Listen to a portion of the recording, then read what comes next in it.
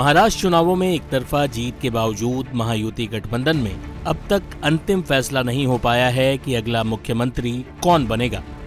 कार्यकारी मुख्यमंत्री एकनाथ शिंदे पहले ही साफ कर चुके हैं कि बीजेपी का मुख्यमंत्री उन्हें मंजूर है। शिंदे की अचानक बिगड़ी तबीयत और गांव जाने से राजनीतिक हलकों में कई तरह की अफवाहें तैरने लगी, लेकिन शिंदे गुट के नेता संजय शिरसाट इन तमाम बातों को बेबुनियाद बताते हैं।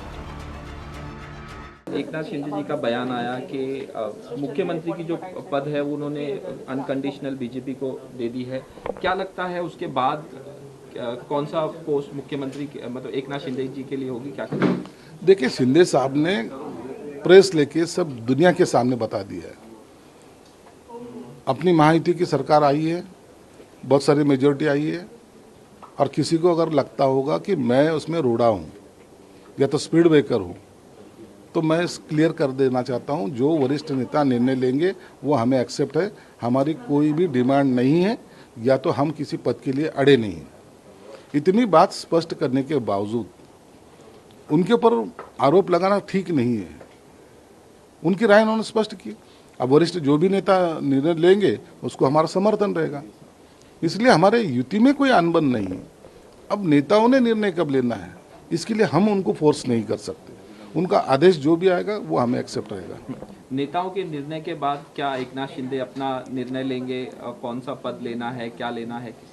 वो तो निर्णय लेना ही पड़ेगा। वो पक्ष के प्रमुख है, उनको कौन सा पद लेना है वो उसके बारे में डिसीजन लेंगे। किस किस को मंत्रिमंडल में लाना है उसके बारे में निर्णय लेना है। पार्टी की अपनी क्या विचारधारा रहेगी उसके बारे में डिसीजन लेना है। तो ये सब लेने का पावर्स उनको है, और हमने सबने उनको गठ नेता बोल के चुना है। तो आप इसलिए उनको उस सब बातें का एक तो टेंशन भी रहता है, और वो बातों का डिसीजन लेते वक्त ये सब बातों को सोचना भी पड़ता है। क्या आज महायुति की मीटिंग होगी, क्या लग रहा है? मेरे ख्याल से तो आज होना ही चाहिए, क्योंकि वक्त अभी कम है। शिंदे साहब आज कल ठाणा आए हैं, आज वर्षा पे आएंगे, और ये सब वरिष्ठ नेताओं की, शिंदे साहब है, फडणवीस साहब है, अजित दादा है, इनकी बैठक जरूर होगी, ऐसा मेरा अंदाज है।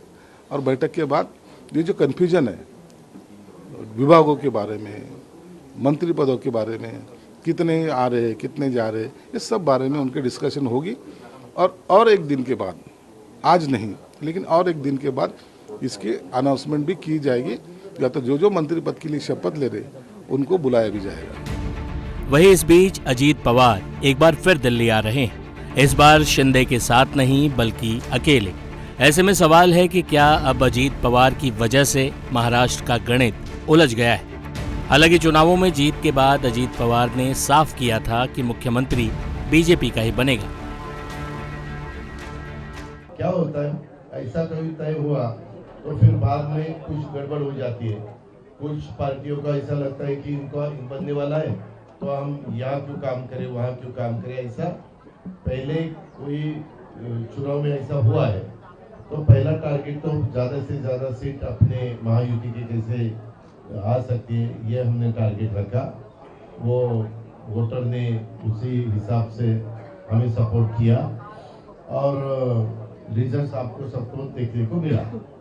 अभी आगे के बारे में आज रात को हम बैठेंगे और तय करेंगे सब मिलके कि क्या। अभी तो एकनाथ शिंदे साहब ने भी बीजेपी का चीफ मिनिस्टर बनाने के लिए इनडायरेक्ट सपोर्ट ही किया है, हमने भी इनडायरेक्ट सपोर्ट किया है, तो उसके बारे में आज चर्चा हो जाएगी। और दूसरा जो आपने बताया कि क्या सही, क्या ये कौन सी पार्टी असली, ये असली नकली का सवाल नहीं है। आपको मालूम है इलेक्शन कमीशन ने हर एक पार्टी को नाम दिया है, हर एक पार्टी को सिंबल दिया है, तो असली नकली कैसे आप बोल सकते हैं? सब असली है, ऐसे नकली का सवाल कहाँ आता है इसमें? महाराष्ट्र की राजनीतिक हलचल पर कांग्रेस नेता उदित राज खासा बिगड़ते हुए क्या कहते हैं, आप खुद ही सुनिए। ऐसा कोई बड़ी बात नहीं है, सस्पेंस क्यों बना रखा है कई दिनों से, और कई दिनों से कभी दिल्ली में मीटिंग, कभी महाराष्ट्र में मीटिंग।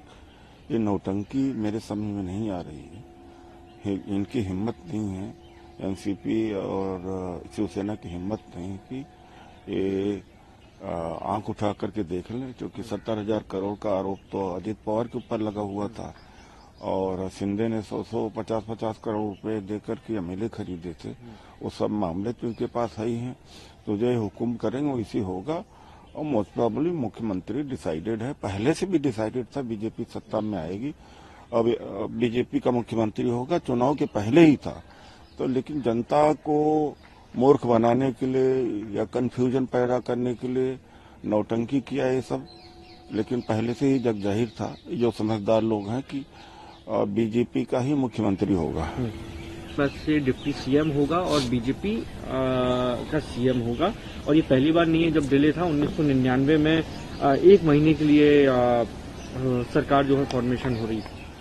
अब डिले भी पता नहीं क्यों कर रहे हैं, वरना एक बार घुड़की दे दें तो मजाल है कि ये दोनों इधर से उधर हो जाए, लेकिन ये नौटंकी किया है और ये तो पहले से तय था कि ऐसा होगा।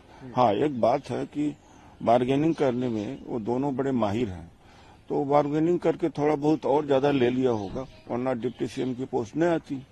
सर महाराष्ट्र से तो एक्सप्लेन करें, गलत है जो आरोप हमने लगाया है कि 1 घंटे के अंदर इतने वोट बढ़े हैं, और इसका क्या, जब 5 बजे तक 55% वोट है, दूसरे दिन 67% वोट हो गया, तो इसका क्या एक्सप्लेनेशन?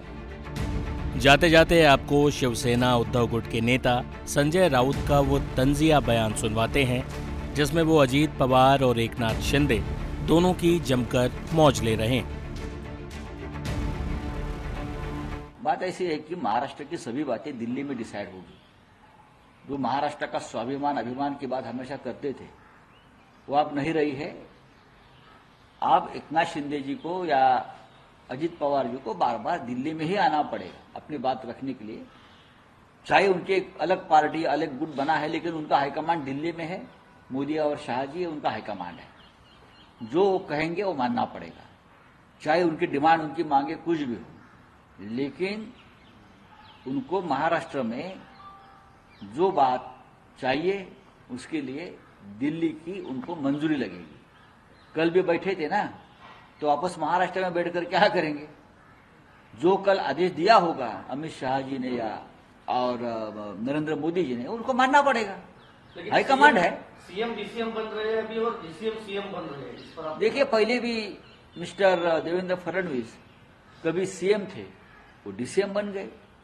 एकनाथ शिंदे उनको बहुत जूनियर थे। कभी एकनाथ शिंदे जी ने मुख्यमंत्री देवेंद्र जी के कैबिनेट में काम किया है, अचानक देवेंद्र जी उनके कैबिनेट में काम करने लगे। अब जिस प्रकार की राजनीति महाराष्ट्र में चल रही है, उसमें कोई स्वाभिमान नाम की चीज अब बाकी नहीं है, बची नहीं। वापस डीसीएम बन रहे हैं। वो तो सदैव डीसीएम है, वो सदैव डीसीएम है, सदैव डीसीएम रहेंगे। आजकल देखता हूं उनके चेहरे पर बहुत हंसी है। दिल्ली में कल घूम रहे थे गॉगल विगल कोट सूट पहन के, उनके चेहरे की रौनक वापस आ गई है, जो लोकसभा चुनाव में खत्म हो गई थी। ये ईवीएम की कमाल है। अब बारामती हो या ठाना हो, विदर्भ हो, ईवीएम का मंदिर बनाना चाहिए लोगों ने। 3 मूर्तियां, बीच में ईवीएम, बाजू में मोदी जी, बाजू में शाह जी। और ये त्रिमूर्ति मंदिर जो है, एक नया अभी ये जो वक्फ बोर्ड वगैरह छोड़ देना चाहिए, ये संबल बिंबल छोड़ देना चाहिए। एक नया कानून पारित होना चाहिए, ईवीएम का मंदिर बनाओ जगह जगह। महाराष्ट्र की सियासी हलचल के बीच अजीत पवार का अकेले दिल्ली आना किस ओर इशारा करता है? हालांकि लगातार तेज होती गहमा गहमी से अंदाजा लगाया जाना चाहिए कि महाराष्ट्र में सत्ता का गणित जल्द ही सुलझा लिया जाएगा।